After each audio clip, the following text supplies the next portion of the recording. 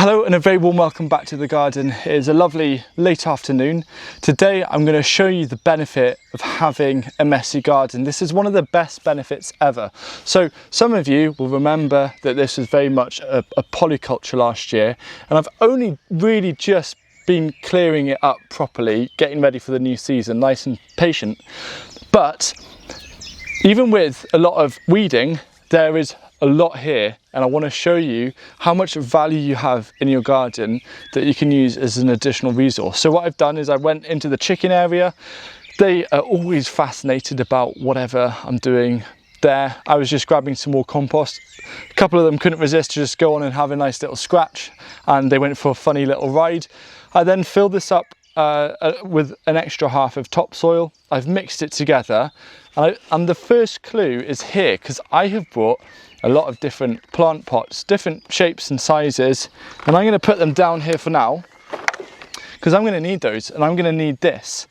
And some of you will have guessed that it's got something to do with putting plants in pots. And what I'm going to do is take you around the garden, and I'm going to highlight some of the self-sown things that are popping up.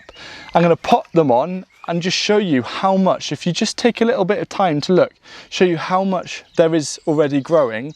Now the core benefit of this, because you might be like, I don't need, 20 giant tree spinaches. Well, no, you might not need them all, but someone else might want them. So there'll be things happening a little later on this year, like plant swaps. So you can take these plants and swap them for other things that you're not growing. And so essentially, it is almost like creating vouchers. It's a replacement for money, and it's a brilliant part of the gardening community. So let's go and start finding those little things. So I've just literally moved the wheelbarrow out of the way, and here I've already got a few things. I've got borage, I've got dill and nasturtiums. Now these nasturtiums are self-sown from where I had nasturtiums last year. I'm probably going to keep a couple of those in. One of the issues is you're not always going to make a successful transplant, but that's okay. The main thing you want to bear in mind is that they might be deeper than you would have, say, planted them. So like take this borage for example. I'm just going to go a little bit deeper like that, and I don't want to remove too many of the roots. And then I'm going to find a pot that kind of matches, maybe a little bit bigger. Do I pick out the same size pot? No, I don't. And then I'm just going to put in a little bit of soil and carefully plant it in, fill it up. And I have transplanted myself a borage plant that I'm then going to leave for a couple of weeks to root in properly, and I can plant it elsewhere. So this here is Good King Henry, which is actually a very valuable perennial vegetable that is self-sown. So this Good King Henry is a very cool perennial that I believe self-seeded from this plant that's hiding here, that is already flowering. I might cut it back, but really pleased. And who doesn't love a free forget-me-not? One of the tricky things is sometimes when things are so small and they only have a few leaves, you're not entirely sure what it is. This, I think, is an erginium, or like a sea holly thing, which would make sense because I do have one growing. So I'm going to pot it up and see. This bed is really interesting because I've noticed I've got some seedlings of mountain sorrel, which is a type of perennial vegetable that I brought from Incredible Vegetables, and I'll show you it growing a little bit bigger in one of the tree guilds, but it's just appearing and there's a few little seedlings about, so I'm absolutely going to go for that. And I've also noticed in here, okay, there is some fireweed which I could grow, and that's what you make Ivan chai out of. But what I'm more excited about is I've got these little nigella seedlings. So I love nigella. It will probably mean I don't actually have to sow any nigella because there's a fair few around. In here, this beautiful red colour is red Orac, and it makes sense because exactly where I'm sat, there's a red Orac growing last year, and there's a lot of seed that has come out of that, which is ideal. There's also this, which are parsnip seeds, because I also let a parsnip sow itself. I might grow on a couple and see how it does, but I'm not going to bother digging them up. But I do absolutely want more of the red Orac around the place. That colour is stunning. And then here I have, I believe, lots of Amaranth seedlings of Love Lies Bleeding, which is something I wasn't even planning to get last year. I just happened on some plants, and now its story lives on. So I'm very happy about that. Right, there's a lot going on in here. There are like mustards and stuff. I'm not going to dig up those. However, this is a bit of a surprise. A lot of these are surprises, but this here is, I believe, a self-sown raspberry. So I've just gone and got myself a free raspberry plant. Brilliant. Now, funny enough, there's another good King Henry that is self-seeded here. And this, which is a black currant, you can tell if it's a black currant because it's, out of all of the currants, it's the only one that actually has an odour.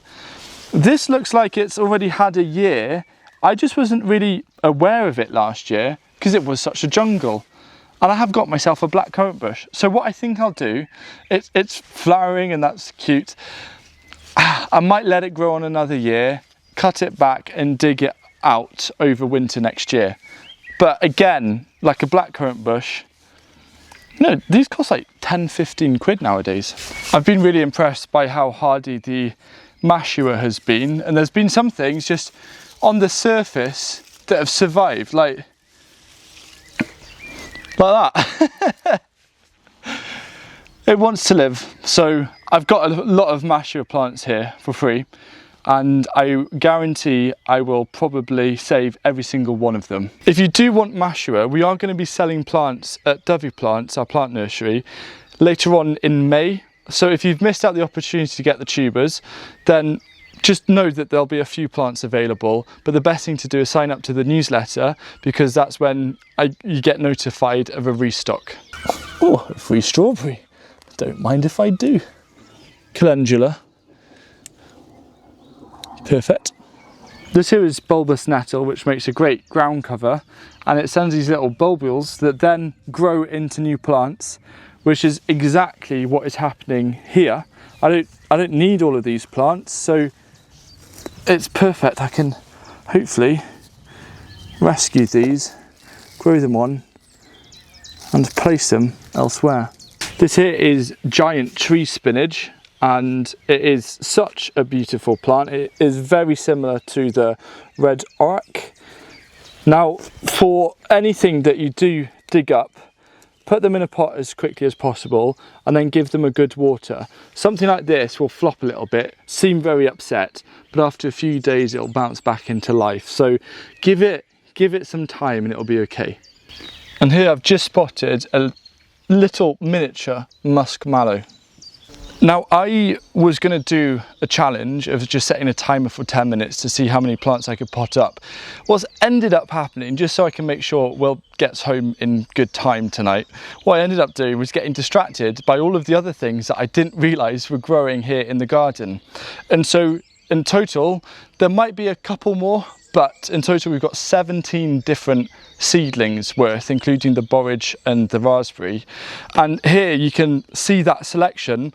And almost all of these plants, there are multiple plants. So I would estimate that I could get 200 or 300 plants out of this small space that I can grow on, and I can swap with other gardeners for other things. Now, some of these plants are really rare or really hard to kind of try and find the seeds and grow. And so Mashua and bulbous nettle in particular are two ones I'm very excited about. And if you're interested in working with nature, that's what I've done. I've been patient. I've let nature show what is in the seed bank of the earth and allowed it to produce and grow. Then you're going to love permaculture. And these couple of videos are a nice introduction to a way of working with nature in the garden.